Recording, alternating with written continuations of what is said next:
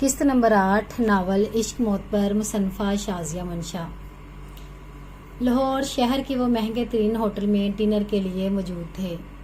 وہاں آنے والے مہمانوں کو ویلکم کرنے کا انداز بہت دلکش تھا۔ میوزک کی ہلکی ہلکی دھنوں میں آنے والے مہمانوں کو ویلکم کہا جاتا تھا۔ بہرے مہمان کی پسندیدہ ٹیبل کے پاس خود اسے چھوڑ کر آتے۔ ویلکم ٹی اور مختلف اقسام کے جوسز مہمانوں کی آمد پر ان کے سامنے سرو کیے جاتے تھے۔ شامیر نے اپنے لیے اسپیشل ٹیبل کی بکنگ پہلے ہی کروا رکھی تھی۔ ان کے ٹیبل کو بہت ہی خوبصورت پھولوں سے آراستہ کیا گیا تھا۔ ٹیبل کے ارد گرد خوبصورت کرسیاں رکھی گئی تھی، پھر تھوڑے سے فاصلے پر اسی ترتیب سے صوفے لگائے گئے تھے۔ ہر صوفے کے درمیان تازہ پھولوں سے آراستہ لمبے لمبے گلدان رکھے گئے تھے۔ وہ رات بہت روشن اور پر رونق تھی۔ خوبصورت تازہ پھولوں کی خوشبو ہر طرف بکھری ہوئی تھی۔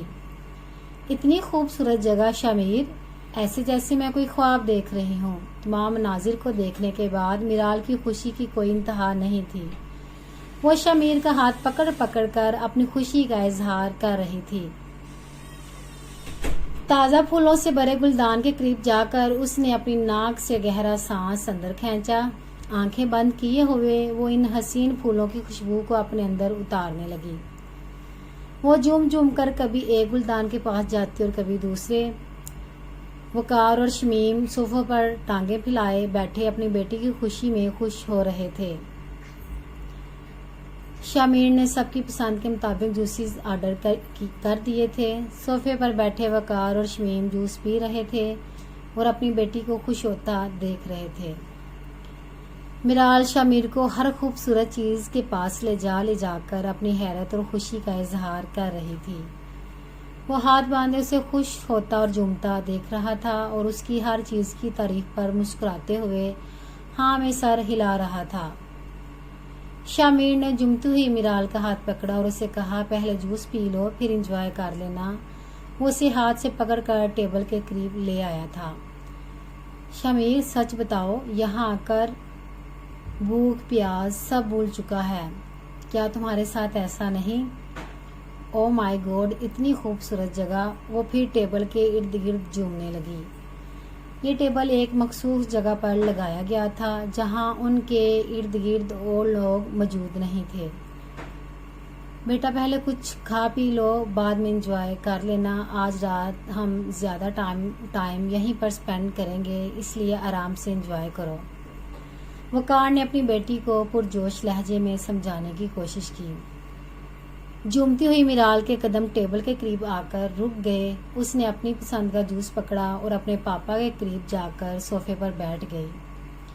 اٹ از ناٹ فیئر پاپا، اتنی خوبصورت جگہ پر آپ پہلے کیوں نہیں مجھے لے کر آئے؟